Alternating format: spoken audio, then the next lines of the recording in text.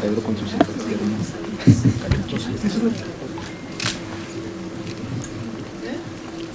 Uno no alcanza la iluminación fantaseando sobre la luz, sino haciendo consciente nuestra sombra. Bienvenidas a todas las personas que nos acompañan en esta gélida tarde, pero cálida gracias a su presencia. Nuestra gratitud a Irving Torres por las gestiones para llevar a cabo este evento y gracias infinitas a Alfredo del Valle, las autoridades de este recinto tan valorado por la cultura y el arte, nuestra querida Cineteca Nacional. Sean todos bienvenidos a la presentación de este libro en coautoría de psicoanalistas y críticos de cine, titulado Disertaciones psicoanalíticas sobre cine y violencia, publicado gracias al impulso y apoyo del director de la Universidad de Londres, Óscar Rodríguez, y por la editorial Ayal Guku. A todos los involucrados nuestra gratitud y agradecimiento por su confianza. A continuación daremos lo mejor de nosotros para que tengan una muy agradable noche durante el tiempo que nos toca. Brevemente les compartiré la dinámica de la presentación.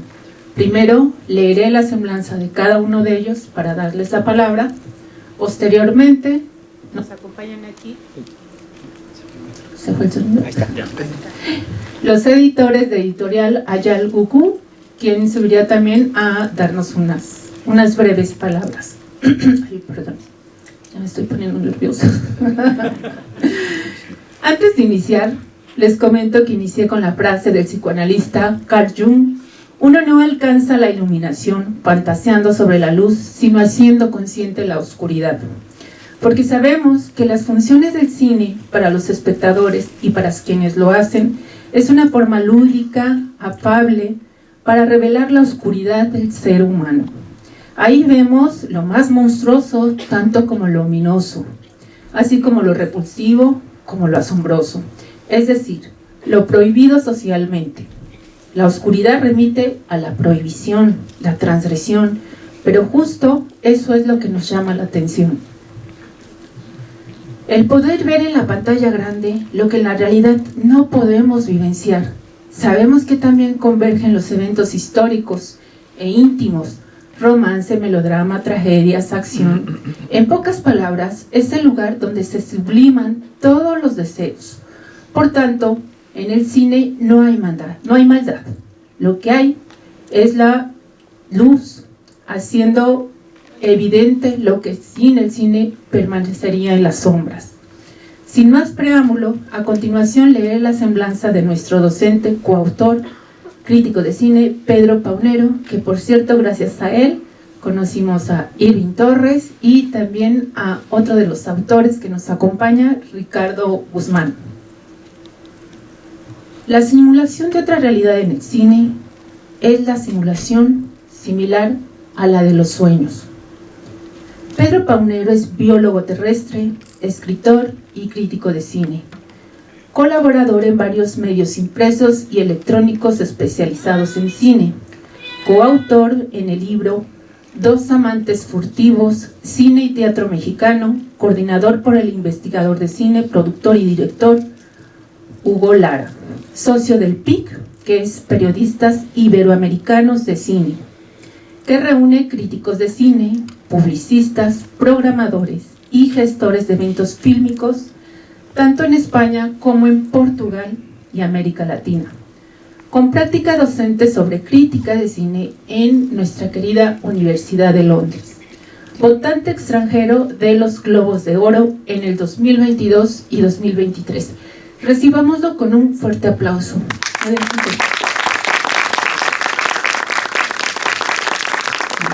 Muy buenas noches. En primer lugar, les agradezco su presencia, muchos amigos, conocidos, gente que me fascina volver a ver después de muchísimo tiempo, y también, por supuesto, a nuestros colegas de la Universidad de Londres que nos reunieron a través de esta publicación que bueno, es un fruto de 3 años, ya vamos para 4 años de este diplomado, en el cual se han aunado 2 disciplinas, la crítica de cine como el psicoanálisis.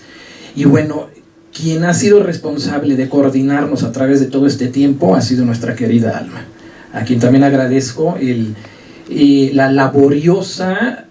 laborioso trabajo que ha tenido ella y la valentía para poder soslayar lo que todos sabemos, que a veces hay diferencias entre un otro autor, etcétera, etcétera, ¿no? El resultado pues es este libro, el cual me parece un coro bastante armónico de voces muy distintas, de voces que de alguna forma tan personal tomamos al cine, lo analizamos y sobre todo lo disfrutamos. En mi caso, bueno, las películas, en primer lugar, que se analizan son tan variadas como las voces que componen el libro. Entonces vamos a encontrar aquí desde Ingmar Bergman hasta un cine un tanto más comercial, entre comillas, porque bueno, todos sabemos que esto también es, esto de cine comercial y cine de arte puede ser también bastante subjetivo, ¿no? Yo recuerdo que hacia los años 20, dicen las crónicas, aparece alguna de las primeras películas donde el psicoanálisis es el motivo principal. Arthur Schnitzler, amigo de Freud, cuya obra Traumnovelle, la novela de un sueño, Stanley Kubrick va a convertir en su testamento cinematográfico, Ojos bien cerrados. Eran tan amigos que toda la novelística de Schnitzler está marcada por esta corriente para entonces novedosa, que es el psicoanálisis. El psicoanálisis, como en ese tiempo le denominaban la cura por el habla, Schnitzler entonces lo traslada a cuál va a ser el arte más grande de la oralidad, pues la literatura, ¿no? La oralidad llevada a la página impresa. Hay varias películas que son pioneras en el trasladar muy difícil de lo que ocurre puertas adentro en la caja del cráneo para llevarlo a la resolución de las imágenes. Creo que no hay una película todavía que verdaderamente pueda meterse como una especie de escáner en el cerebro humano para, pues esto, ¿no? Ejemplificar, llevar a la pantalla lo que es tanto los sueños, los deseos, etc. Hay un Hitchcock, por ejemplo, si no recuerdo mal, Spellbound, ¿sí? En esta película a la cual Hitchcock, que admiraba mucho a Luis Buñuel, por supuesto un surrealista, un director que analiza los sueños sin meterse en cuestiones de psicoanálisis, porque el surrealismo lo que menos le interesa es precisamente el análisis, es tal y cual los sueños los traslado a la pantalla. Por eso es que el surrealismo resulta pues tan fascinante, porque no tiene explicación y simplemente hay que dejarse ir, sentarse a ver la película y gozar las escenas inconexas, pero que por supuesto provienen de la psique, ¿no? Entonces Hitchcock, que admiraba a Luis Buñuel y admiraba a Salvador Dalí, le dice a Dalí que si él se pudiera encargar de algunos de los pasajes de la película Spellbound. Si ustedes ven Spellbound, se van a dar cuenta que yo creo que lo más cercano a lo onírico logrado en alguna película de todos los tiempos, de toda la historia, es precisamente esta, porque Dalí se encargó de estas secuencias oníricas. En el caso de las películas que estamos analizando, y bueno, que estamos gozando al analizar para hacer este libro, yo quiero destacar una de mis preferidas, bueno, 2 de mis preferidas, tanto Adiós a Las Vegas como Gritos y Susurros de Bergman. Pues allí tienen que el tema del alcoholismo en Adiós a Las Vegas, que bueno, yo creo que todos vimos Adiós a Las Vegas y todos todos coincidimos en que esta película yo creo que es la máxima cinta que retrata el problema del alcoholismo en el cine. desde Edgar Allan Poe, que sufría la enfermedad del alcoholismo, él sinestésicamente retrata el mundo del alcoholismo en alguno de sus cuentos. Entonces, al principio el cine retrató al alcohólico desde el punto de vista de la comedia. Tenemos allí a Pasada Medianoche de Chaplin, que encuentra a través de la comicidad lo que a través de la tragedia americana en la película de Adiós a Las Vegas, un Nicolas Cage va a obtener el Oscar, porque se va a meter en el alma, ya no en el esqueleto, en la carne, sino en el alma de una persona aquejada por este mal. Dice, voy a permitirme así leer algunos pequeños breves párrafos del texto. Viajes en redención a la muerte. En su cuento El gato negro, Poe escribió una de sus frases más demoledoras, en la que adivinamos un resabio autobiográfico. Mi enfermedad se agravaba porque después de todo, ¿qué enfermedad es comparable al alcohol? Si uno no la padece, yo creo que no, por supuesto, pues no nos va a parecer, pues, no comparable a nada, ¿no? Puede cada quien con su experiencia vital y su devenir en cuanto a salud y enfermedad, podría decir, bueno, pues esta frase no me va a mí, pero si tenemos un amigo, un familiar que sí está quejado por este mal, vamos incluso a sufrir lo que mucho del cine pretende, la catarsis a través de las escenas brutales de Adiós a Las Vegas.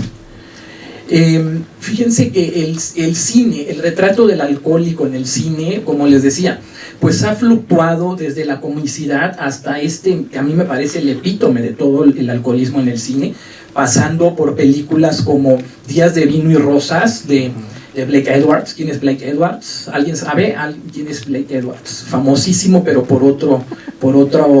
en otro contexto.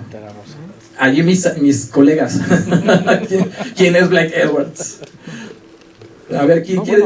Pantera Rosa. Exactamente, pues es el creador de la Pantera Rosa, de Pink Panther. Imagínense. Entonces, el creador de la Pantera Rosa dirige Días de Vino y Rosas, que es un drama de matrimonio, en el cual los dos integrantes de este matrimonio se van a hacer pedazos a través del problema del alcoholismo. Tenemos también en literatura a un Charles Bukowski. Yo creo que muchos hemos leído a Bukowski también. Bukowski llega un día a un programa que se llama, déjenme recordar, es un programa francés, no quiero con apóstrofes, ya estaba confundiéndome con otro. Apóstrofes, llega él, el capítulo dedicado a Bukowski se hizo verdaderamente de culto en este programa francés, porque Bukowski llega ebrio, y entonces, más que tomar las riendas del programa, pues se le va de las manos, ¿no? Se le desboca como un caballo acelerado. Pero este borracho, entre cómico, entre la tragedia americana, está como a la mitad de las películas, tanto de Chaplin como de Adiós a Las Vegas. Y así podemos ir citando muchísimas otras. De hecho, de Bukowski es famosa la película Factotum, que es un personaje perdedor, casi por naturaleza, que se dedica a eso, factotum, que viene de factus, de hacer, el que hace muchas cosas. Nosotros en México tuvimos una película, El Mil Usos, yo creo que se acuerdan, ¿verdad? Bueno, pues El Mil Usos es un factotum mexicano. Este factotum gringo, este factotum estadounidense, que es un alter ego de Bukowski, pues se dedica a hacer muchísimas cosas, pero también va a ir pues entre alcoholizándose, entre buscando el amor, entre las chicas de la calle. Tenemos aquí a uno de los más grandes personajes en Adiós a Las Vegas, y pues que al final nos retrata pues esa senda del perdedor, como dice Bukowski, ¿no? Bien, pues en Adiós a Las Vegas, bueno, antes de esto, me permito leer este párrafo. Sabemos que la relación que se desarrolla entre Vivian, es Julia Roberts, una prostituta del Hollywood Boulevard, y Edward Lewis, Richard Gere, su rico cliente en Pretty Woman, Mujer Bonita, de Gary Marshall, no es sino un deliberado cuento de hadas para adultos, todo un cruce entre La Cenicienta y el Pigmalión ovidiano de Bernard Shaw, pero con el caso de Adiós a Las Vegas. No podemos evitar una sensación por demás desasosegante de realidad sucia y durísima. Mujer Bonita viene siendo entonces este tipo de películas que verdaderamente Hollywood puro, ¿no? Este Hollywood fábrica de sueños que va a pintarnos de color de rosa y en una cajita de oropel y con un moñito dorado, lo que es la relación entre el cliente y la prostituta, ¿no? Y bueno, sobreentendemos que pues allí hay droga, sexo, rock and roll, alcohol por medio también, ¿no? Sin embargo, no pasa de ser eso precisamente un cuento de hadas para adultos, ¿sí? Pero Adiós a Las Vegas es como la destrucción de todos estos cuentos, verdaderamente. En el caso de la literatura, Graham Greene, en El Poder y la Gloria, crea un personaje también verdaderamente arquetípico, que es el cura del whisky. Yo creo que, y luego, bueno, Bajo el Volcán de Malcolm Lowry, ¿no? Bajo el Volcán. Malcolm Lowry viene, él mismo, autor, enfermo de alcoholismo, viene a México y se pierde aquí en México bajo los efectos, los efluvios del alcohol. Y el autor el guionista, quiero decir, el autor de la novela de Adiós a Las Vegas, pues se suicida antes de, primero vende la novela, la vende, hacen el guión, nunca ve la película ya en el cine y se mata él antes. Entonces, esta película, pues como titulo yo este texto, pues es un viaje sin redención a la muerte. Y voy a permitirme leer esto último. Con Adiós a Las Vegas, Mike Figgis, autor por derecho propio con esta película, porque la película yo creo que él la toma para sí misma, es como una especie, en estas adaptaciones con las cuales el director se siente tan identificado que es una película de autor. Apostó, pues, Mike Figgis por un realismo que se mantiene bastante alejado de la corrección política.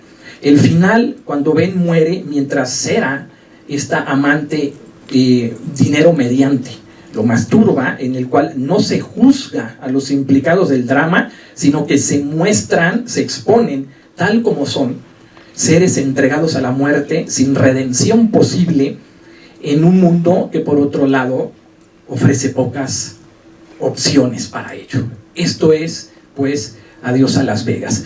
No sé si me estoy pasando de tiempo. Si me permite, entonces hago una breve también de la película. Ah, perfecto. Ok, entonces el compañero que sigue. Ahora. Muchas gracias.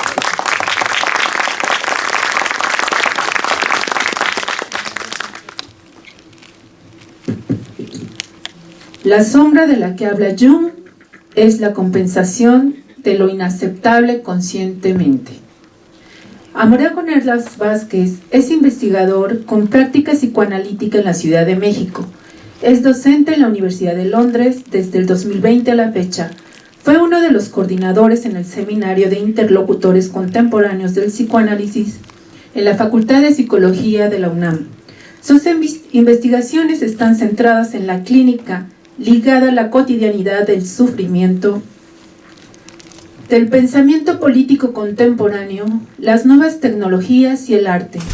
Coautor de los libros Letras entre el psicoanálisis y el arte, La función del pago en la práctica psicoanalítica, La psicología contra sí misma y Disertaciones psicoanalíticas sobre cine y violencia, además de múltiples artículos publicados en revistas especializadas en temas psicoanalíticos. Vamos a recibirlo con un fuerte aplauso.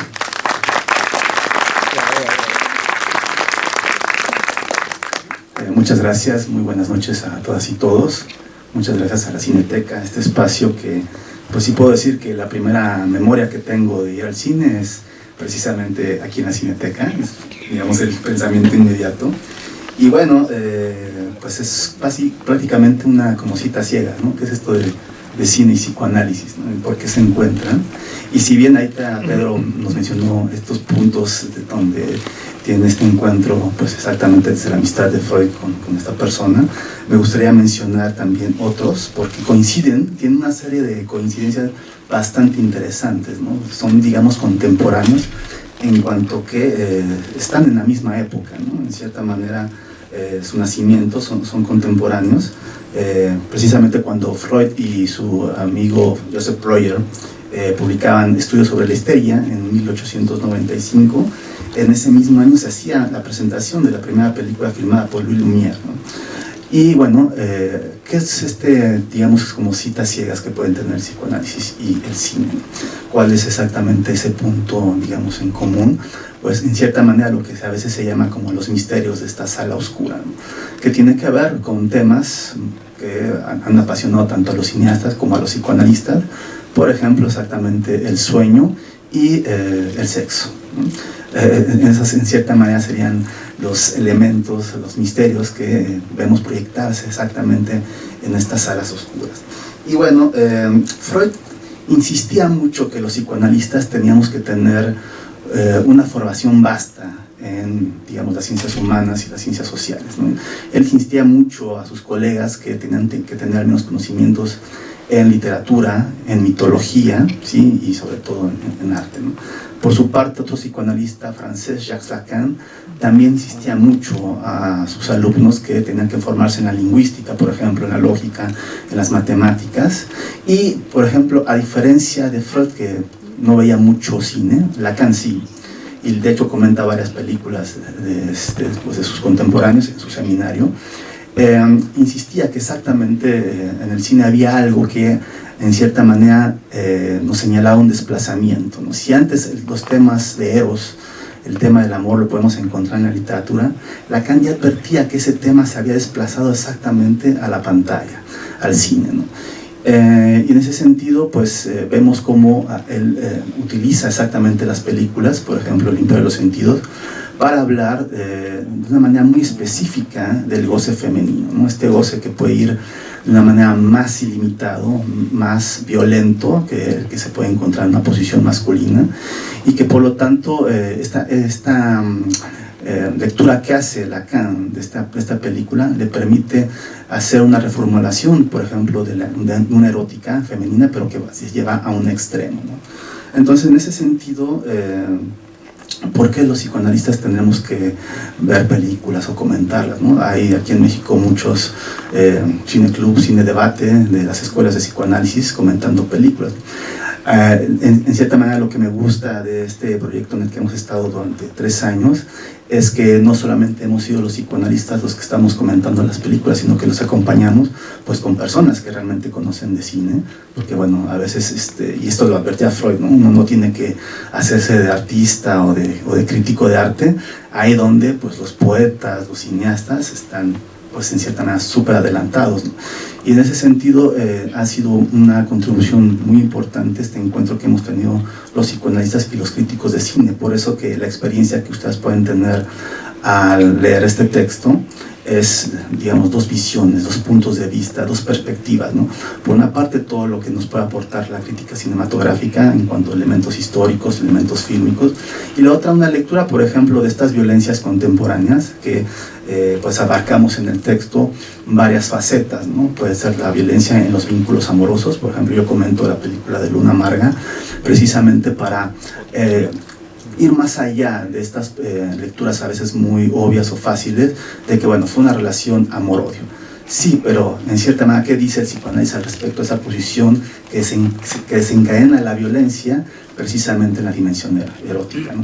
Y exactamente Lacan, cuando aborda el tema del amor en uno de sus seminarios, él tiene que inventar un neologismo para en cierta manera dar cuenta de este tipo de situaciones donde la experiencia amorosa termina, digamos, empieza con una gran efervescencia amorosa, pero termina en la destrucción, la violencia y en la muerte. Él inventa un neologismo que se llama enamogamento, odio-amoramiento, como una manera de dar cuenta de otra forma que tiene el amor y también el odio, donde están implicados, donde están en cierta manera entrelazados uno y otro. Y eso en cierta manera es lo que nos permite ver esta película de Luna Marge, ¿no? Por otra parte también abordamos otro tipo de violencias, por ejemplo algo que es muy ya de esta época, la época como hace poco Irving, que presentamos en la Roma, me comentaba este libro de Sartori, el Homo Videns, esta época digital, las violencias, digamos, online, las violencias digitales.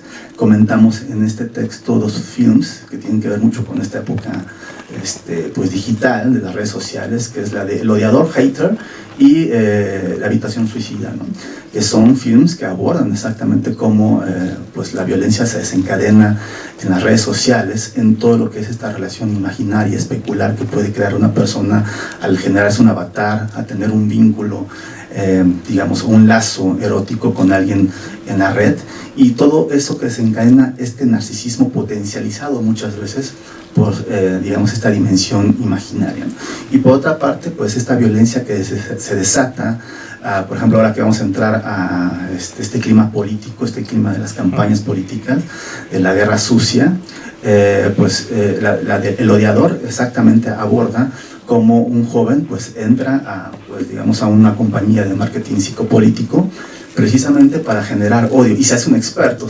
Ahora resulta que al parecer los jóvenes, como están muy diestros en lo que es el uso de las nuevas tecnologías, pues pueden ser exactamente utilizados, o tienen al menos una potencialidad de utilizar exactamente la tecnología para desatar exactamente la violencia. Algo que podemos ver desde los compañías de marketing psicopolítico hasta, por ejemplo, cómo son contratados los jóvenes, los adolescentes, para ser sicarios o halcones, ¿no?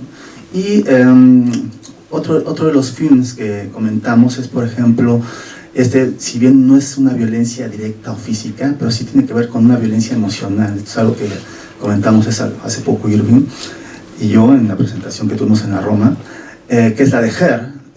Her nos presenta exactamente cómo hay una digitalización de la erótica, de los vínculos afectivos. Si antes los espacios eróticos era, por ejemplo, venir al cine, ir a una discoteca, ir a una plaza, ahora esos espacios se han llevado a exactamente el espacio digital.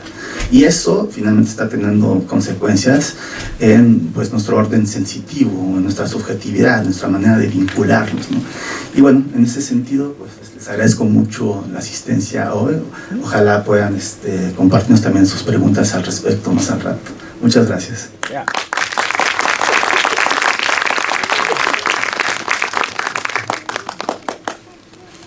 La palabra cine es la forma abreviada de cinematografía, formada por las voces griegas kine, que significa movimiento, y grafos, que significa letras. La psicología ya me perdí. Bueno, voy a leer la semblanza de Irving Torres, a quien agradecemos enormemente el hecho de haber estado en este momento convergiendo con todos ustedes con el cine y psicoanálisis y la literatura, que sin la literatura finalmente nosotros probablemente no estaríamos aquí, ya que como lo dicen las palabras en griego, literatura tiene que ver con cine y movimiento. Irving Torrinian es investigador y redactor de cine, miembro del Diccionario de Directores del Cine Mexicano y de la Enciclopedia Iberoamericana de Cine, director del portal cinet.com y colaborador de la revista Crónica, El Alebrije y Cine Fram. Votante para los Globos de Oro desde el 2022, colaborador en varios medios impresos y electrónicos especializados en cine, con práctica docente en la Universidad de Londres. Desde hace 2 años, recibámoslo con un fuerte abrazo. Hola, buenas noches. De entrada, gracias por su presencia. Presentar un libro es como un sueño siempre para alguien que escribe de cine. Y que es un libro sobre ensayos, no un libro de historia, no un libro de temas retomados, sino que sean temas originales. Es muy complicado en el México actual y en toda Iberoamérica, de hecho. Hay muchos libros de cine español, pero el cine mexicano, dentro de lo que es el cine mexicano, lo que se retoma son hechos históricos y no ensayos. Así que tener la oportunidad de estar hablando de un libro de ensayos habla de algo que yo personalmente agradezco que se haya hecho y que agradezco que se haya dado la libertad que se nos dio, porque eso en estas épocas se agradece mucho más. Que no se te censure, que se te permita abordar el tema desde la perspectiva que tú deseas, es una libertad que ya no se conoce gracias a las redes sociales y gracias a lo políticamente correcto.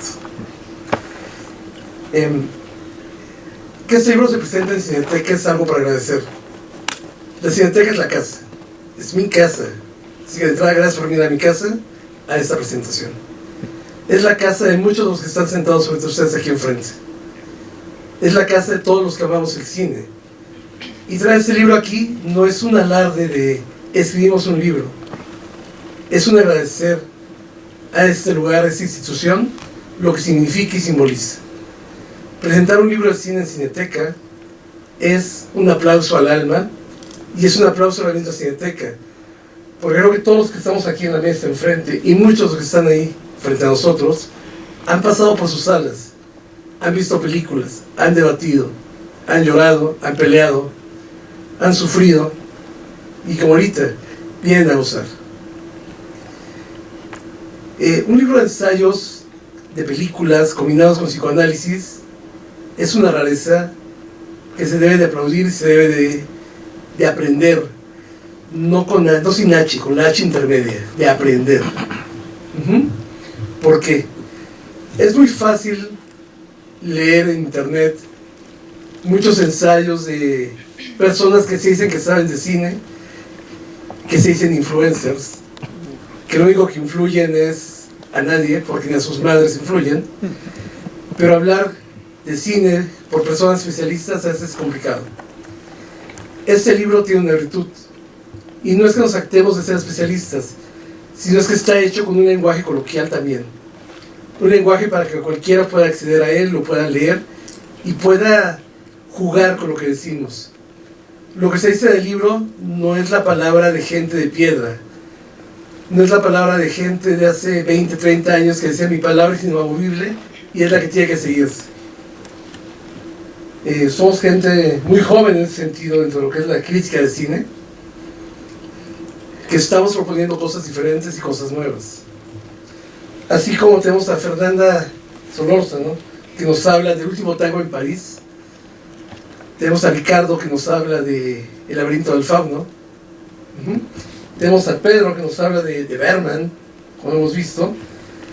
Tenemos a Daniel, que nos habla de Herz, si mal no recuerdo. A Morá, que habla de Luna Amarga. A mí, que me toca hablar de otras figuras de comentación del suicidio. Todos intentamos que sea una plática con el lector.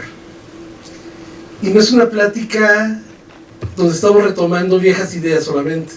Estamos proponiendo. Este libro propone un nuevo debate. Propone que si ya viste la película, la vuelvas a ver y ahora a lo mejor le enfoques con algo que comentamos cualquiera de nosotros y digas, esto yo no lo había visto, esto es algo nuevo. O digas, que se metieron cuando escribieron esta tontería. ¿Por qué? No sé, hablando de Luna Amarga, por ejemplo. Repasando Luna Amarga para una de las clases del diplomado en la universidad, de pronto veo que la película tiene mucho que ver con Bergman, aunque no es algo que muchos quisieran haber visto, se atrevieran a verlo. Si Bergman en Historia de un matrimonio habla de cómo un matrimonio espiritualmente se deshace y se rearma, y cómo se deshace otra vez, en Luna Amarga tenemos el lado carnal de las cosas, pero sigue siendo el mismo tema, historias de pareja.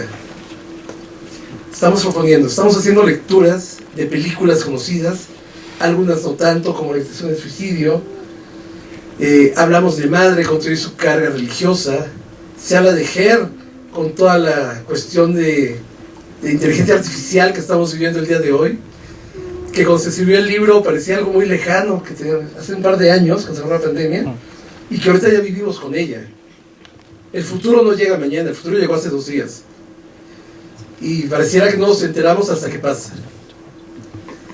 Lo único que puedo decirles es, lean cine, debátanlo. Queremos saber sus opiniones, no solamente de esto, sino de todas las películas que puedan ver.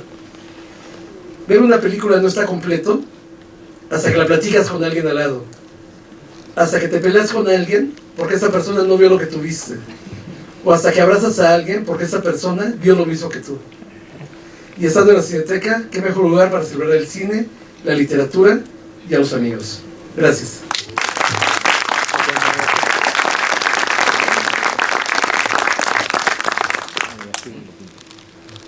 El cine da placer. El psicoanálisis estabiliza. Entre uno y otro nos ponen en un pliegue que nos arrullan entre creatividad, palabra, imágenes y sonidos. José Mendoza Landeros es investigador y psicoanalista en consultorio particular.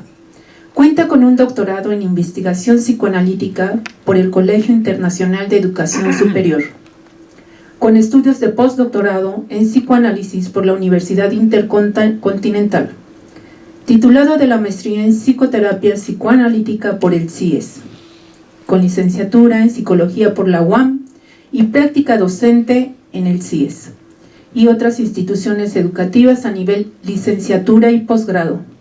Es miembro de varias instituciones de salud mental, entre algunas de ellas Federación Mexicana de Psicología, Consejo Mexicano de Psicoanálisis y Psicoterapia, Sociedad Mexicana de Neurología y Psiquiatría. Asimismo, el doctor Mendoza es coordinador de la licenciatura del CIES. Vamos a recibirlo con un fuerte aplauso. Muchas gracias, Alma. Pues primeramente quisiera darles las gracias a todos ustedes por estar aquí esta noche con nosotros para poder comentar, para poder disfrutar justamente del cine, del psicoanálisis, de este libro tan importante. Como nos decía Irving en un principio, pues en México se escribe poco, se escribe desafortunadamente poco acerca del cine, pero también se escribe muy poco acerca del psicoanálisis. Y creo que esta ha sido una oportunidad maravillosa para poder hacer ambas cosas, tener un diálogo entre nosotros, pero también entre el público, tanto el público lector como nuestros estudiantes, porque creo que esa es una parte muy importante, muy relevante de este texto, y es que este se ha construido no solamente de nuestras impresiones personales al ver cada una de las películas o tratar de hacer un análisis de cada una de ellas, sino que también tiene que ver con el diálogo que hemos tenido con el público, que en este caso serían nuestros estudiantes de los diplomados, de las diversas generaciones del diplomado en la Universidad de Londres, y que nos ha servido para tener distintos enfoques de las películas, porque creo que las películas, en este movimiento que Alma nos recordaba hace rato en mencionar la etimología del cine, es que es algo que está en movimiento. Este libro, digamos que es un retrato, es una fotografía, es un instante de todos esos movimientos que estuvieron ocurriendo durante las 3 generaciones que hemos compartido, las 3 generaciones del diplomado, y en donde la creatividad es algo que ha estado siempre presente, porque justo cada uno de las personas que vemos las películas tenemos una idea diferente acerca de ellos, nos transmite algo diferente, lo cual me parece que es algo muy enriquecedor, porque realmente el cine es algo donde el autor, el director en este caso, y todo el equipo que está detrás de él, porque no es solamente trabajo de una persona, sino es un trabajo colectivo, está presentando una visión de una historia, de un cuento, de una narración, que además nos llega a nosotros, porque justamente el cine nos está hablando de nosotros mismos. De ahí que tengamos esa pasión o esa manera de disfrutar justamente las películas, porque realmente nos están hablando de nuestros propios conflictos humanos, y a lo mejor no lo sabemos. Sabemos que nos gustó la película, que nos gustó una imagen, una escena, algo que ocurrió, y no sabemos por qué, pero realmente nos está comunicando algo de nuestro interior, algo de nuestro inconsciente, y de ahí que el psicoanálisis y el cine tengan muchos elementos en común. Ya nos decía Pedro acerca de la película de Adiós a Las Vegas, donde se retrata muy bien la vida de un alcohólico, y creo que el cine también es una gran oportunidad para poder ver la psicopatología o los conflictos humanos. En algunas de las clases, los estudiantes analizando alguna película me decían, oigan, el director sabía de psicoanálisis, sabía de trastornos de la personalidad, sabía de psicopatología, y bueno, realmente dudo que el director supiera algo al respecto de forma consciente o de forma académica estudiada, pero vaya que sí sabía transmitir a partir de su propio inconsciente y de sus movimientos internos algo que nos permite conocer o aproximarnos a los conflictos humanos. Y no solamente eso, hay otro elemento que me parece que es muy importante y que además de manera personal es lo que me atrajo, lo que me llevó hacia el psicoanálisis, que es que el psicoanálisis nos permite explorar a través de las narraciones, de los mitos, por ejemplo, cuáles son estos conflictos que tenemos todos en común, pensando en particular en Joseph Campbell, que escribió El héroe de las mil caras. Nos dice cómo es que los mitos, todos los mitos tienen elementos en común, tienen los mismos personajes, cuentan las mismas historias, tienen las mismas narraciones, aunque sea en contextos muy diferentes. Y estos elementos que tenemos en común, que aparecen en los distintos cuentos de hadas, religiones, mitologías, también aparecen en el cine. Entonces, el cine lo podemos ver como una construcción de nuestro inconsciente, una proyección de esos conflictos humanos, y que en el caso de la película, por ejemplo, de la película El laberinto del fauno, nos está presentando en Ofelia, el personaje principal, cómo es su transmutación de una niña a una mujer y de cómo tiene movimientos regresivos hacia las etapas del desarrollo psicosexual según las describe Freud, en cada una de las pruebas que tiene que ir abordando. Ejemplo de ello es una de las escenas más famosas, donde se presenta el hombre que tiene los ojos en la mano, no sé si lo recuerden, donde la regla, la instrucción es ahí: detente en tu pulsión, en tu impulso egoísta de satisfacerte a ti misma, porque si no, le va a desatar la catástrofe. Entonces Ofelia entra al comedor donde está este personaje congelado, pero no resiste sus impulsos, empieza a comer, y eso desata la furia de este monstruo que empieza a comerse a las alas que están acompañando al personaje principal, que están acompañando a Ofelia. Y esto justamente nos habla de la etapa oral, según nos las presenta Freud en el desarrollo psicosexual, donde el mundo se conoce a través de la oralidad, pero que también necesita ponerse diques, ponerse un freno a todas estas impulsos, a todas estas pulsiones que el bebé está presentando, ¿no? Entonces, si revisamos esta película, es una narración en un cuento de hadas con personajes mitológicos que nos está describiendo al mismo tiempo elementos que son en común de todos nosotros en nuestro desarrollo psicosexual, como nos lo presentó Freud en su momento, y donde además va teniendo movimientos regresivos como se presenta perfectamente en la infancia, y que es una historia que se asemeja incluso al cuento clásico de Caperucita Roja, ¿no? Caperucita Roja es roja, el color de su vestimenta es roja porque representa la menarca, el momento en que la niña se convierte en mujer, y tiene que ver con la regla, ¿no? Con el sangrado, y donde además la indicación de la abuelita es: detente, no te vayas a arriesgar con el lobo, y vete directo a casa de la abuelita, y ella desobedece.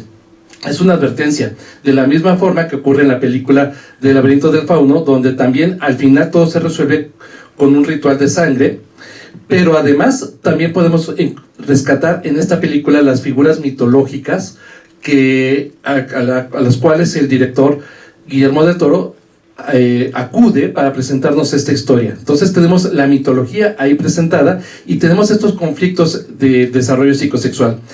Otra película es la película de Madre, del director Darren Aronofsky, donde nos presenta distintos niveles de interpretación, es decir, se puede ver de distintas maneras esta película, que según algunos críticos les parecía una película muy extraña, la peor película que se haya filmado, mientras que para otros es una joya, y a mí la verdad es que me encantó, dada la visión o las interpretaciones que se le puede dar. Y es que, a mi parecer, tiene dos historias que se cuentan al mismo tiempo. Una es una historia bíblica, donde nos presenta el personaje principal, Madre, que podemos pensar que es la madre de la tierra, la madre Gaia, pero también en este encuentro con Dios y nos va contando todo el Viejo Testamento y eventualmente el Nuevo Testamento a partir de una serie de alegorías. Pero al mismo tiempo podemos darle otro giro completamente distinto y otra interpretación sobre los conflictos que va presentando una pareja con profundas fallas narcisistas, lo que en lenguaje común, no científico ni psicoanalítico, ahora se le conoce como las parejas tóxicas, pero que en realidad está aludiendo justamente a conflictos muy profundos que están en los dos personajes, en las dos partes que conforman una pareja y donde temen la desfragmentación de cada uno de ellos a partir de perder a la otra persona que le está complementando. Entonces, esto es lo que realmente me parece interesante de las películas, donde tenemos distintas interpretaciones, como también ocurre en los sueños. En los sueños, según nos enseña Freud, están compuestos por distintos elementos que son completamente simbólicos, que se presentan a un nivel de manera consciente cuando uno como paciente puede hacer la narración al analista de lo que ocurrió en el sueño, pero también está la otra parte, esa parte latente, el sueño latente, contenido latente, que es el psicoanalista que va a hacer un trabajo de hermenéutica, un trabajo de interpretación de esos conflictos inconscientes. Y es justamente lo que a mí me parece que ocurre en las películas. Hay una narración que el director nos presenta de manera así, proyectada tal cual, y después la interpretación que uno le puede hacer y que cada persona que va a contemplar va a dar una interpretación distinta, como también un sueño, quizá cada psicoanalista haría una interpretación distinta. Entonces, nuevamente invitarlos, como ya lo hicieron mis compañeros, a leer este libro, a tener este diálogo, a tener estas distintas visiones o distintas aproximaciones hacia las películas, porque una historia se puede contar de muchas maneras o se puede entender de muchas maneras, y aquí hacemos unas propuestas para dar lectura a estas películas, a poder disfrutarlas desde distintos enfoques, y cuando uno lo hace así puede apreciar de una manera muy distinta pero muy valiosa cada una de las películas y de los trabajos de los directores y de todo el equipo que estuvo detrás. Y recordamos que este es un trabajo colectivo, no solamente de nosotros, sino también de nuestros estudiantes y de toda la gente que formó parte de este proyecto, lo cual lo hace todavía más enriquecedor. Pues muchas gracias a todos, muchas gracias por venir, gracias a los compañeros y gracias a Alma por la invitación.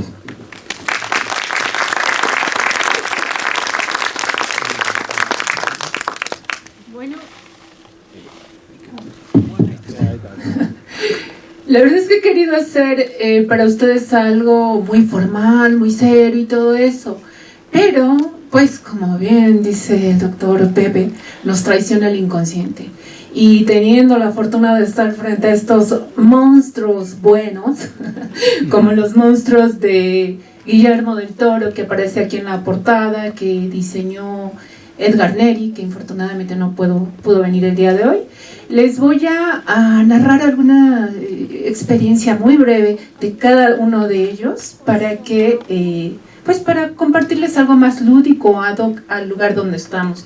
Bueno, con Irving recuerdo que al principio de uno de los diplomados daba justo con esa libertad, con esa crítica cruda y dura que se requiere. Yo le decía, oye Irving, no, ese autor, esa película. Irving, oye Alma, pero pues es que es mi opinión, yo pienso así. Y me quedé pensando, bueno, pues sí, no me gusta que no esté de acuerdo, pero ya lo dice el dicho, ¿no? Si dos personas están de acuerdo, es que algo ahí no anda bien, alguien se anda haciendo tonto. Así que esto en este libro no pasa, porque cada uno de ellos, como bien lo dijo Irving, tiene la libertad de expresión. Con Pedro Paunero sucede algo bien curioso. Este hombre es una enciclopedia andando de cine y no sé cómo guarda tantos libros, tantos fragmentos, tantos cineastas, que a veces, como todo, y como ya lo digo, aquí se ha puesto en evidencia, fallamos. O algún accidente, algún contratiempo. Oye Pedro, y ya es domingo, hagan de cuenta, y los diplomados son los lunes de 6 de la tarde a 9:15 de la noche. Pedro, ¿qué crees? Pasó tal, no seas malito, ¿podrías dar la clase, no sé, ay, ahorita no se me viene a la mente, después de 100 películas que vimos? Y Pedro, sí, Alma, claro que sí. Y una clase muy comprometida, muy seria, muy ad hoc y hasta incluso con fragmentos de película y con su presentación, que luego, pues bueno, todos sufrimos con la tecnología, pero ahí Pedro nos sacaba del apuro. Y bueno, con Amorak es una historia un poquito ya más larga. Yo creo que tiene, pues, mi hija iba en 5º año, ahorita ya va en la universidad, hace como 13 años. Hemos trabajado diferentes seminarios en el penal, en el penal del norte, donde yo trabajé 4 años. Empecé yo a notar que había ahí como un hueco y que a los técnicos, abogados y la gente que entraba a interactuar con los presos, algo les faltaba. Y entre él y otro docente que en ese momento no está, que es Aldo Jurado, pero también está en el libro, empezamos diseñando seminarios y talleres. Y fue como el inicio de todo. Amén de que también tenemos un libro juntos que se titula Letras entre el psicoanálisis y el arte, con Gustavo Verduzco, que también es un excelente pintor e ilustrador. Y bueno, con Pepe es algo así como muy ameno, como este espacio, porque además de ser coordinador, doctorante y un montón de cosas que hace, nos invita a congresos internacionales de psicología, en donde afortunadamente hemos estado 2 ocasiones, y en esta ocasión se presentó también el libro. Y bueno, ya para cerrar esta parte y pasar a los editores, les voy a decir de las 12 películas que vienen aquí incluidas.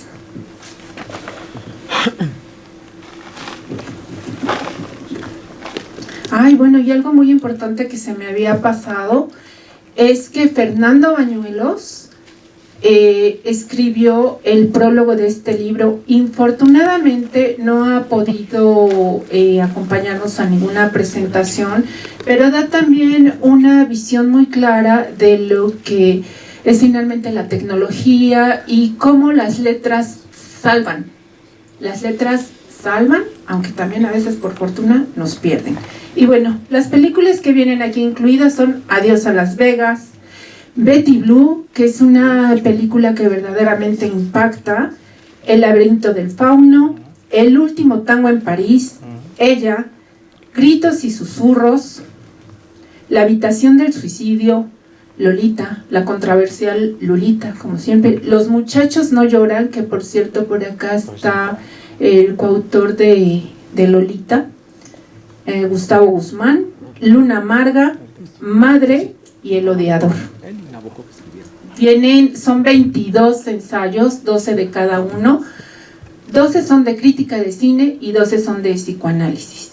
Bueno, ¿y por qué escribir un libro? Porque responde a un deseo colectivo, poner ahí la palabra, la experiencia convergiendo en este objeto que es el libro.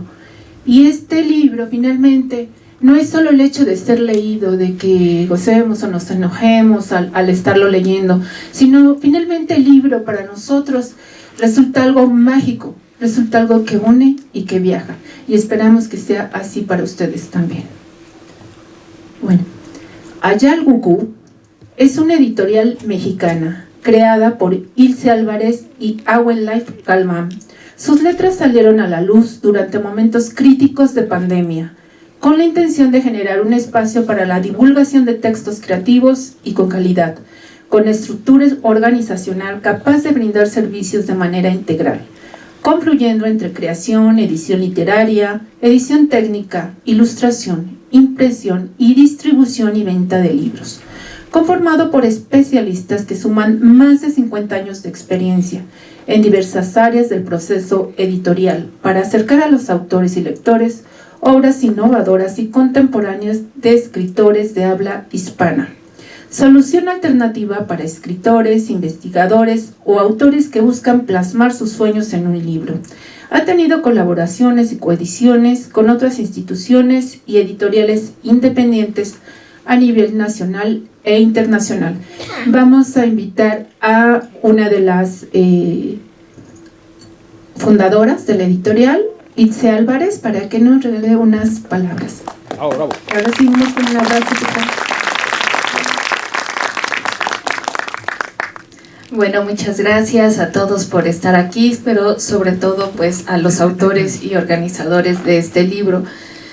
Obviamente ustedes saben que un libro, más allá de los autores, pues lleva todo un trabajo detrás, ¿no? Corrección de estilo, formación, diseño, incluso este libro cuenta con ilustraciones. Pueden ver acá atrás una de estas ilustraciones inspiradas en personajes o algunas escenas de las películas ya comentadas. Y bueno, para nosotros ha sido un honor poder editar y participar en esta producción. En los 3 años que tenemos ya más de 17 títulos publicados, de los cuales pues este es nuestro más vendido, ¿no? Entonces ha sido un libro con mucho éxito. Y pues bueno, a la vez también nos ha permitido recorrer diferentes espacios como este, ¿no? Y conocer a talentosos mexicanos, tanto escritores de poesía, literatura, pero sobre todo también investigadores. En México nos hace falta mucho la difusión científica, y me parece que este libro acierta en eso, ¿no? Nos llama con un tema muy novedoso y muy atractivo como lo es el cine, sobre todo a las nuevas generaciones, ¿no? Pero al mismo tiempo nos va introduciendo otro tema que es fundamental hablar para poder entenderlo y tratarlo, que es la violencia. Y entonces nos permite ver que toda esta violencia que a veces vemos nosotros plasmadas en el cine y demás, no es nada más algo como accesorio o algo normal, sino es algo que tenemos que analizar desde, en este caso, la psicología, pues para poder solucionarlo, ¿no? Como sociedad. Entonces me parece que este libro toca temas bastante interesantes y que son una prioridad para la sociedad mexicana. Y bueno, en el caso también de nuestra editorial, me gustaría agregar que a lo largo de estos años hemos publicado diferentes libros, sobre todo textos de terror, de poesía, pero con este libro vamos a empezar esta línea en la que comenzamos con los ensayos y sobre todo con estos trabajos de investigación. Entonces también por eso, pues bueno, este libro significa como mucho para nuestra editorial, ¿no? Y pues bueno, con esto cerraría. Muchas gracias.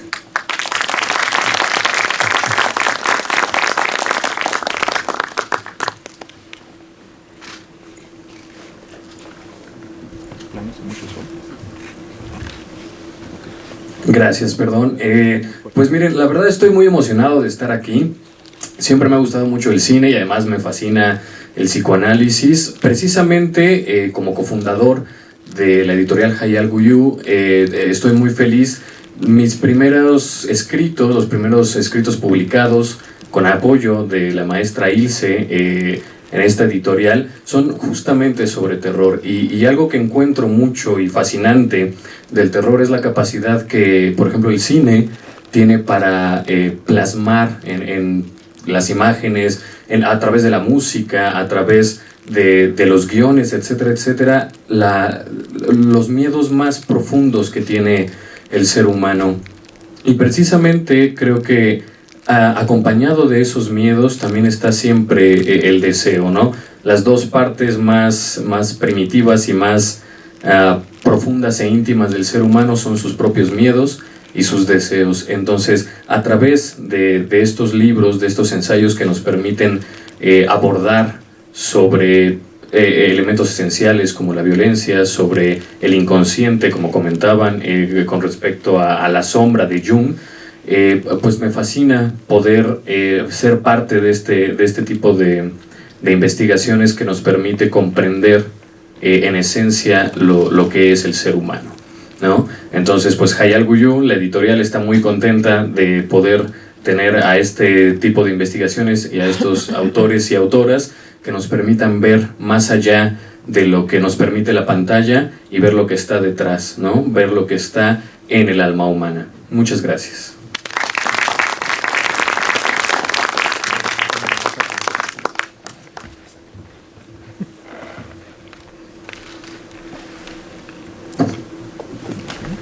Bueno, a continuación vamos a darles la palabra a ustedes, que gracias a ustedes, podemos estar aquí, sin ustedes quizás esto no tendría mucho impacto, para que van a ser únicamente 2 preguntas. Les pido encarecidamente que sean concretos. ¿Quieren más? Déjenme ver. Ahí está el director. A ver si nos da permiso. Si son concretos, si alcanzamos 3, les pediría que hiciéramos únicamente la pregunta y para que los autores puedan responderle. Entonces, no sé quién quiere empezar. Blanquita, ¿nos ayudas para alcanzar el micrófono? A ver, 2. Yo. Nombre y medio. 3 por persona. Yo quisiera, sí, pero okay. fuera. Bueno, la pregunta es hacia, no sé quién fue el editor, pero tengo más o menos una idea por lo que me platicó Irving de cómo fue que se desarrolló esta idea. Entonces, si me equivoco me corrijo. Ustedes les dieron las películas a los autores para que hicieran el desarrollo de cada uno de de las películas, pues, como tal. Y bueno, el resultado de lo poco que he leído, porque todavía no compro el libro, me parece más que perfecto. Yo conozco el trabajo de Pedro, conozco el trabajo de Irving, me parece impecable, bueno, el de Fernanda también, y obviamente fue lo primero que leí, porque son colegas. Pero entonces, si llegase a ver un segundo libro, ellos ya pasaron la prueba. ¿Sería posible acaso que ahora los curadores fueran los propios autores proponiendo títulos para que se desarrollen los psicólogos y ellos mismos dando una curaduría de, bueno, ¿cuál es el tema? Tal, bueno, pues que yo propongo tal película. Y sobre eso, y aquí me van a decir, ay Saúl, siempre sacando agua para tu molino. Hay muchísimo cine mexicano que no le pide nada a ninguna cinematografía del extranjero. Con los temas que se puede tocar, que aquí se estuvieron comentando, me viene de pronto a la mente un Celos de Arkady Beutler, me viene La vida no vale nada de Rogelio A. González, me viene, cualquier película del Indio Fernández, que toca incluso más, de forma más puntillosa, muchos de los temas de estas películas que están. Y no sé si haya la oportunidad, entiendo que hubo temas que no se podían tocar, o bueno, específicamente, pero creo que un segundo volumen, si es que se llega a hacer, debería forzosamente tocar el cine mexicano, a como de lugar, porque además, repito, en palabras de estos 2 hombres que tengo aquí frente a mí, que admiro cómo escriben, que saben de cine mexicano y que yo no les podría dar una lista porque coincidíamos absolutamente en todas las listas de películas de cine mexicano, creo que sería una continuación extraordinaria de un volumen número 2. Claro que sí, Saúl. Muchísimas gracias por tu nutrida aportación. Y te cuento que sí, aquí por fortuna, y justo en la portada tenemos a, ¿quién lo reconoce? Todos. ¿Quién es? Guillermo del Toro. Pero no te preocupes, en el siguiente libro están incluidos. Pero no es película mexicanos. ¿Alguien de ustedes quiere contestarle a nuestro buen amigo Saúl? Sí, venga. Vamos, muchachos. Irving, sí, tú. Sí, a mí me gustaría, sí sería muy bueno tocar cine mexicano, pero quizás no tocar cine de autores tan conocidos, ¿no? O sea, no tocar a Ligneo, lo ha tocado medio mundo. No tocar a Buñuel, lo ha tocado medio mundo. De acuerdo. Pero o sea, lo que mencionas, Celos de Beutler sería muy interesante, por ejemplo, porque es, algo lo que busca el libro siempre también es esta idea de rescatar, ¿no? Sí creo que hay posibilidades, sería muy bueno, ojalá se pudiera hacer. El diplomado está permitiendo estos debates. Dentro del diplomado, que sea la Universidad de Londres, sí damos muchas películas mexicanas. Hablamos de películas, hablamos el año pasado de él, por ejemplo, de Buñuel. Este año, el próximo diplomado, el spoiler, vamos a hablar de Amate Escalante, tocaremos La región salvaje. O sea, hay muchos cine que se tocan. Ahorita en el libro se escogieron estos temas, pero sí, podría ser interesante en una siguiente edición, ¿no? Sí, por fortuna sí, ya está el programa del siguiente diplomado. Y justo el diplomado que viene es cine de suspenso y terror psicológico, y por supuesto que hay cine mexicano. Muchas gracias por la aportación. Por ahí atrás, una chica, Blanquita, ¿nos ayudas, por favor?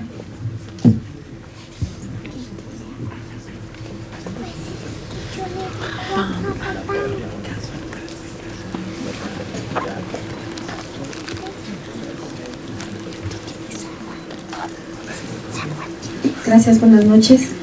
Bueno, mi pregunta va en dos partes. La primera era justamente esto, preguntar por el criterio de no haber incluido películas mexicanas. La primera que se me viene a la mente, pues, Llovizna, por ejemplo, de Sergio Lovich, ¿no? Que en la actuación de Aaron Hernán hay una psicopatología impresionante de principio a fin en la película. Y bueno, la segunda es, ustedes como especialistas, bueno, en épocas actuales donde la psicopatología ya es más frecuente, no solamente de tratar, sino de hablar abiertamente, y sobre todo debido a la creciente normalización de fenómenos transgresores, ¿no? Como la violencia, el narcotráfico, etcétera, todo lo que le acompaña, vía redes, ¿no? Ustedes como especialistas, ¿cómo creen que esto ha perfilado el nuevo imaginario fílmico nacional? Por ejemplo, en los 40, si hablamos de Ismael Rodríguez, pues se tendía mucho a relacionar pobreza con bondad. El pobre era bueno porque era pobre, no porque era bueno. Y por ejemplo ahora, yo en un estudio que he estado haciendo sobre narcocine, noto en la derrama etnográfica, ¿no? Que he hecho, entrevistas, encuestas, que digamos, ahora se le justifica al narcotraficante, ¿no? Pero en oposición al Estado inoperante, ¿no? Ahora es el antihéroe frente al Estado anómico, ¿no? Que es incapaz de ser el rector de la sociedad nuevamente. Eso es todo. Muchas gracias. ¿Cuál es tu nombre? Daniela Muñoz. Gracias, Daniela. Efectivamente, sí, me parece que en la actualidad, por eso este libro es Disertaciones psicoanalíticas sobre cine y violencia, porque sabemos que el origen de toda patología es la violencia, incluso la sobreprotección, que es ahí de donde tenemos un buen narcisista y llamados de otra forma psicópatas. Así que gracias por la aportación. ¿Sí? ¿Alguien quiere responderle a Dani? Sí, precisamente el sábado nos preguntaban que ahora los jóvenes, ¿qué les provoca terror? Porque precisamente nos contaban que un joven como de, creo que tenía 11 años, 14 años, había visto El Exorcista y pues le pareció pues una película cualquiera, no le pareció nada terrorífica, a diferencia de esas generaciones que la vieron en los 70s, que de hecho aquí salían corriendo. Y precisamente nos decían, ¿qué está pasando? ¿Se están haciendo más insensibles las nuevas generaciones? Y yo les contestaba, no, simplemente ese elemento ominoso terrorífico se está desplazando a otra parte. Y es ahí donde nos pusimos, Elvin y yo, a comentar, bueno, ahora cómo está haciendo la mirada para indicar esta cuestión de lo ominoso, lo terrorífico. Y tiene que ver exactamente con una cuestión más emocional, ¿no?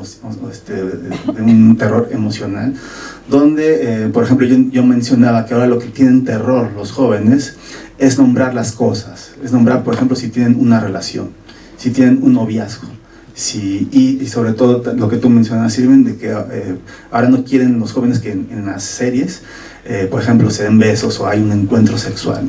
Parece que esta proximidad con el otro está siendo muy terrorífica para estas nuevas generaciones. Entonces sí, vamos a ver que la mirada cinematográfica hacia lo terrorífico va a cambiar. Ya no tiene que ser esta violencia sangrienta, física, sino que, digamos, se está desplazando hacia estos temas, ¿no?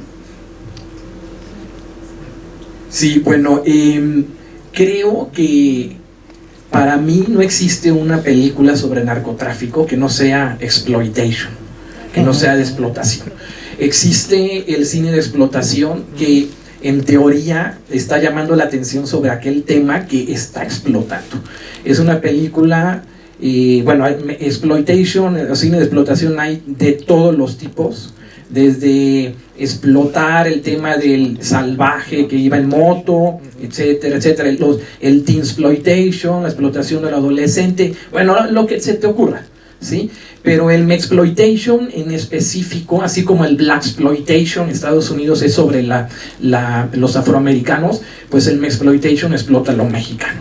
Entonces, creo que sin denigrar en absoluto al mexploitation, porque tiene un lugar sociológico, antropológico, cultural, pop. Entonces creo que también hay que ver perfectamente muchos puntos de vista de este cine. Así como existió un cine de ficheras que llenaba los cines a reventar, el cine de ficheras tiene su lugar histórico, sociológico, bla, bla, bla, bla. Y así también el cine exploitation, que en este caso es el de los narcotráficos, bueno, en parte el narco, también hay que tomarlo desde este punto de vista, ¿no? Que no tanto apela como a decirle a la sociedad, mira, en realidad es un cine muy tramposo. No todo, pero una gran mayoría del cine de explotación es tramposo, ¿no? Incide en aquello que, bueno, supuestamente te está hablando de ciertas alarmas que existen en la sociedad, pero explota el tema. Entonces yo creo que también hay que tener esa perspectiva hacia el cine del narcotráfico, ¿no? Muchísimo se puede estudiar detrás de todo este cine. Es muy rico en ello, ¿no? Es, como dice Amorá, que es una evolución. En los 70s pues estaba precisamente el cine de ficheras. Este es el tiempo del narco. No sé qué vendrá después, pero sí son modas. El exploitation también, por ejemplo, hay películas que aparentemente son feministas cuando en realidad no lo son. Están explotando a estas mujeres empoderadas en los años 60, 70, pero que atraían a quienes crees, pues a una gran cantidad de hombres que iban a verlas, no iban a ir mujeres a ver este cine, ¿no? Entonces sí hay que tener como ese muy puntual esta visión de este tipo de cine, ¿no? Y me gustaría agregar algo. Hablabas del imaginario cinematográfico que se está haciendo. Creo que es muy importante señalar que muchas de estas películas, que bueno, muchos conocemos la pornomiseria que trabajan, en realidad están hechas para el público europeo. No están hechas para el público nacional. Crean la idea de que este es el México que es real para venderlo a Europa. Y no solamente hablando de películas que tengan que ver con pobreza, con el narcotráfico. Me vino ahorita a la mente Ruido, de Natalia Beristain. Ruido es una película hecha, por ejemplo, para el público extranjero. Aquí en México una marcha feminista no es disuelta a golpes, ni son asesinadas a golpes. Pero a un europeo lo ve y lo impacta. Yo recuerdo en Morelia el año pasado estar platicando con periodistas que venían de Europa y que me lo decían, ¿pero eso no pasa en México? No. Entonces, ¿por qué lo hacen? Porque esa es la visión que quieren darte. Muchas de estas películas de pornomiseria, perdón, pero es la palabra para llamarlas, hablan de eso. ¿Cómo quieren que Europa vea? Es una mirada eurocentrista de América Latina todavía, aunque el cine sea latinoamericano. No es exclusivo de México. Lo podemos ver como una película como Los Delincuentes de Argentina, que es la candidata a los Óscares. La podemos ver como muchas películas. Es un imaginario creado para el extranjero, pero no para el público nacional. ¿Por qué fracasa en México esto? Porque la gente no se identifica con ello. ¿Por qué funciona una película como Noche de Fuego o Sin Señas Particulares? Porque sí habla de temas nacionales sin exagerarlos y sin mostrarlos como algo para inflamar pasión fuera de él, sino por tocar un tema de una manera más sensible y mucho más realista. Creo que este imaginario que se está creando sí está dividido entre el imaginario hecho para el público nacional y el imaginario para el público extranjero, sobre todo el europeo. Se me hace muy peligroso, porque Europa sigue teniendo esta visión de una América Latina salvaje, y aquí en México pareciera que ese tipo de cine lo hacen para ganar premios de festivales, olvidando lo que es la taquilla, ¿no? Por eso precisamente hablé ahorita de Sin Señas y de Noche de Fuego, porque hacen películas que sí tratan de atrapar al público nacional, sin perder la crítica, sin perder la visión, y tratando de crear un imaginario realista, más allá de un imaginario hecho para espantar a conciencias europeas. Eso hay que contestar.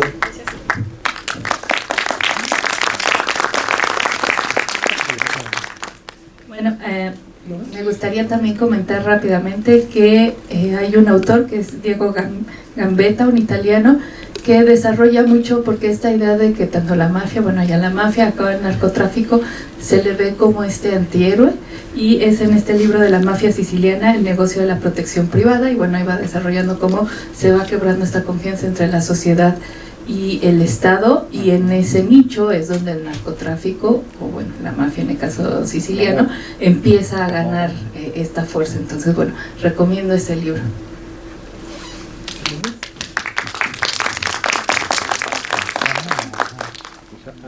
Ahí está su segunda edición, ahí está. Bueno, pues nosotros nos quedaríamos un ratote más, pero infortunadamente ya se nos agotó el tiempo.